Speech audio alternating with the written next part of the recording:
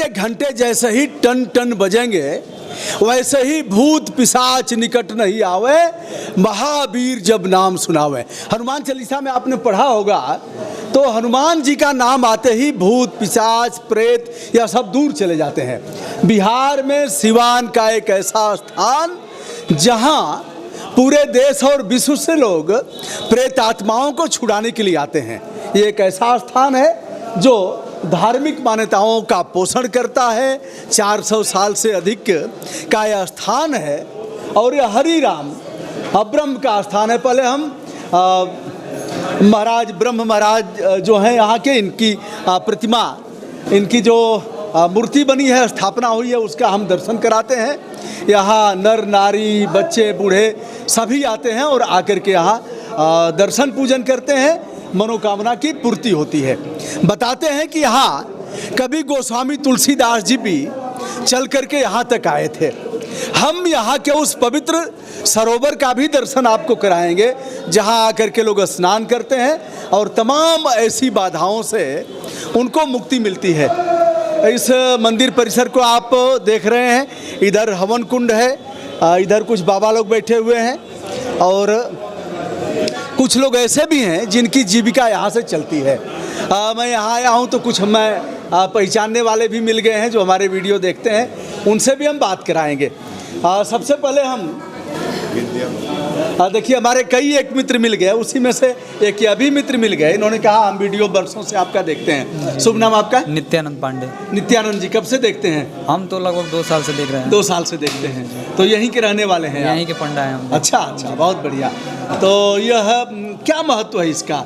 यहाँ पे जो भूत प्रेत होते हैं उनको बैठाया जाता है और आत्मा की शांति के लिए यहाँ पे पूजा होता है। बैठा दिया जाता है और लोग उससे मुक्त हो जाते हैं। जी जी जी, और मनोकामनाओं जो मनोकामना करते हैं लोग वो पूरा होता है और यहाँ पे आकर जो भी अपना रखते हैं। बहुत बढ़िया। हम चलिए कि यहाँ सबसे पुराने महाराज जी हैं, उनसे हम बात करेंगे। इस स्थान की मान्यता क्या है बाबा? मान्यता बताना है कि पूरी हिस्ट्री इतिहास बता दें। 60 में बताइएगा। हाँ, बाबा हरि राम का जन्म संवत 1671 में हुआ जी। ये इनके गांव का नाम बमनौली पतेली है जी। इनके पिता का नाम तुलसी राम था जी। इनका यज्ञोपवीत संस्कार महाकवि तुलसीदास जी कराए संवत 1678 में। अच्छा। यज्ञोपवीत संस्कार करा करके अपने साथ लेते गए। 78 माने 2 साल पहले। अरे संवत 1680, 80 गंग के तीर, सावन शुक्ला सप्तमी तुलसी तजो शरीर। तो 78 में यहाँ आए तो 80 में खत्म हो गए। हाँ। ये 80 में ये नहीं मरे। अरे वो मरे, वो तुलसीदास जी चले गए। मतलब इनका यज्ञोपवीत कराने के 2 साल बाद तुलसीदास जी दिवंगत हो गए। तुलसीदास जी के साथ इनके पिता का नाम भी तुलसी राम था। अच्छा। और इनके गुरु का नाम भी तुलसीदास था जी। वो काशी ले गए, पढ़ने के बाद से संवत 1695 साल में तक पढ़े। पढ़ कर परिपक्व करके आए, इनकी शादी विवाह हुआ जी। 2 लड़के हो गए, नाथ नाग और वनमाला जी। वनमाला जेठे थे, नाग छोटे थे जी। जब इनका समाज में बहुत मान्य था, मनुष्य के अंदर 2 प्रकार की शक्ति होती है, एक सामाजिक और एक ईश्वरीय जी। तो ईश्वरीय भी था और सामाजिक भी था जी। यहाँ का कनक राजा का राज था, ये अत्याचारी राजा था। अच्छा। इसके अत्याचार से, क्या नाम था राजा का? कनक राजा। कनक राजा। ये जा करके इसी के राज का वो भी एक सीमा है जो सरजू के किनारे है, वहाँ बसे थे। जब सब कुछ हो गया तो ये 5 भाई थे, तीसरा स्थान बाबा का था। तो लोगों से कहे कि हम संन्यास लेना चाहते हैं, तो लोग कहे कि नहीं, संन्यास न लेकर के आप इसी जगह रहिए। तो इनकी एक परण कुटी बना दी है, जैसा सुमन बाग में। उस सुमन बाग में रहने लगे। इनके पास एक भैंस जो कामधेन थी, बिना बाही ब्याह 16 से देख मेरा दूध दे। दूसरे 2 कुत्ते के बच्चे उनके पास थे जो उनकी बातों को समझते थे।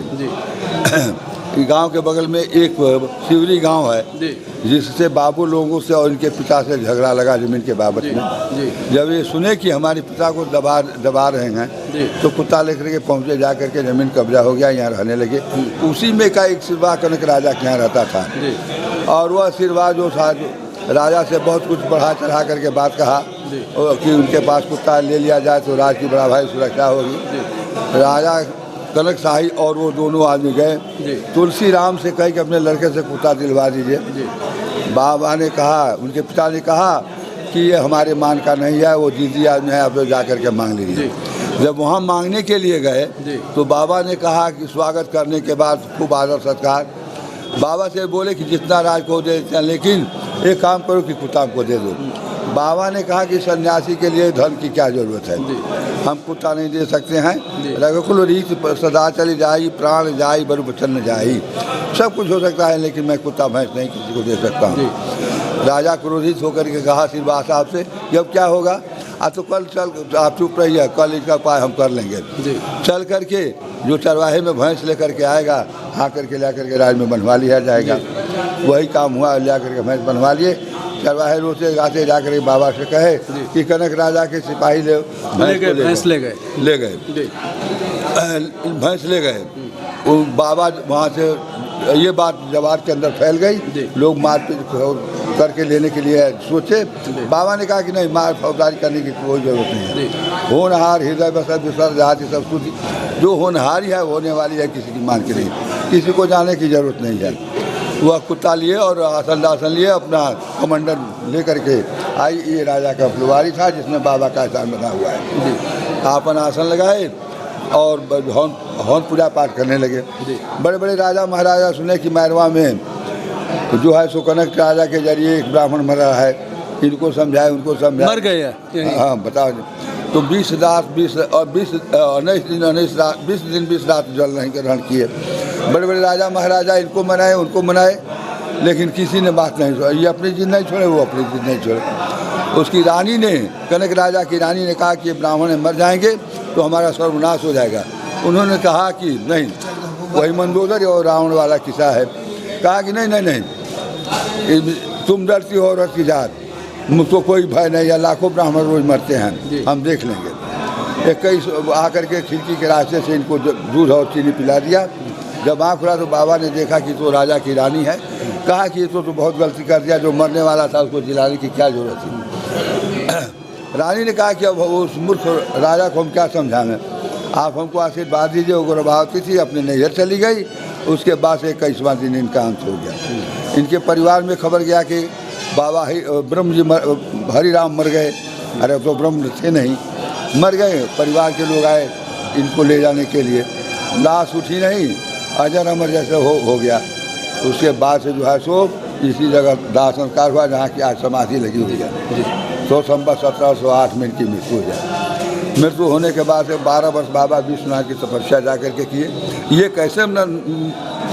कैसे साबित होता है कि 12 वर्ष यहाँ का एक बनिया उनका साथी था, गया व्यापार करने के लिए, और वो बाबा जल लेकर के चढ़ाने के जा रहे थे विश्वनाथ जी को। देखा, रोने लगे। बाबा ने कहा क्या रोता है? रोते हैं कि ये हमारे परम साथी एक हरिराम दुबे थे, मालूम होता है कि वही हैं। बाबा ने पहचाना था, हाँ हम वही हैं।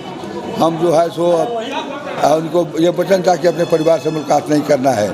अगर नहीं करोगे तो चाहे सुबह जैसे अजर अमर रहेगा वैसे आप रहेंगे।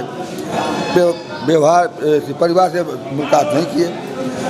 जब वो उसको कह दिया कि जाइए वहाँ तो सब सामान लेकर के बाहर चले सिवाना के अंदर से, और किसी को बताना नहीं। आज हमको 8 वरदान मिला है। तो वो श्रुति सुनौले मैंने सुना थी जी।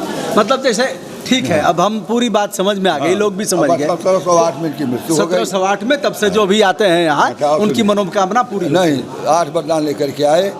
तो जो जिस मनोकामना को लेकर के आता है बाबा पूरा करते हैं। इसमें कोई जो दिया जगह जमीन जायदाद नहीं है। आकाश वृत्ति है, लोग आते हैं पूजा पाठ करते हैं।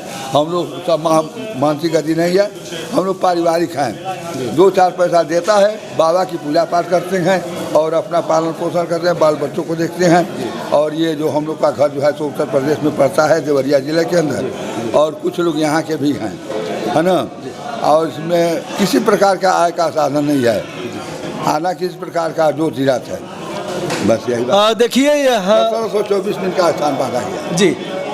यह इस प्रकार का स्थान जिसे हमने दिखाया, और अब मैं चल रहा हूँ वह भव्य सरोवर भी दिखाऊंगा जहाँ लोग आकर के स्नान करते हैं और पुण्य अर्जित करते हैं। तो यह है बाबा का भव्य पोखरा सरोवर।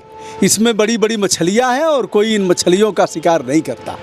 आप देख रहे हैं इस पोखरे के चारों तरफ एक तरह से घूमने के लिए भी है, और यहाँ अभी बगल से ट्रेन भी जा रही है जो सिवान वाली लाइन है, रेलवे ट्रैक है जो सीधे सीधे यहाँ से जोड़ता है गोरखपुर को। इसे आप देख रहे हैं और यह पोखरा है। ये देव की जल निकासी की व्यवस्था है, इसमें पानी आता है और फिर निकाल दिया जाता है।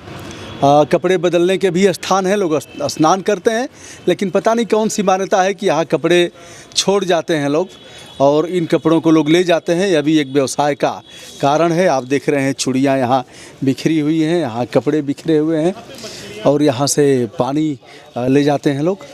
इन मछलियों को लोग चारा भी खिलाते हैं। लेकिन हाँ, एक बात और है, बिहार इलेक्शन 2020 यहाँ इलेक्शन चल रहा है और जो भी प्रत्याशी आएगा बाबा का मत्था टेकेगा। औकात नहीं है कि इधर से गुजरे और फिर बाबा के यहाँ मत्था न टेके। बाबा के यहाँ मत्था नहीं टेकेगा तो उसका कल्याण नहीं होगा। तो हम हैं दोस्तों हरिराम ब्रह्म स्थान पर, जहाँ भूत प्रेत पिशाच इस तरह के हैं, जो भी ऊपरी बाधाएं हैं, उनसे निजात पाने के लिए यहाँ लोग आते हैं और उनसे मुक्ति पाते हैं। मैं नहीं जानता कि इसके मूल में क्या है, लेकिन लोग आते हैं, ऐसी मान्यता है और शेष मैं आप पर छोड़ता हूँ। मैं हूँ ब्रजभूषण दुबे, यूट्यूब चैनल ब्रजभूषण मार्कंडेय से आज बिहार के सिवान में हरिराम ब्रह्म के स्थान पर यहाँ आकर के इस स्थान को दिखाते हुए। धन्यवाद।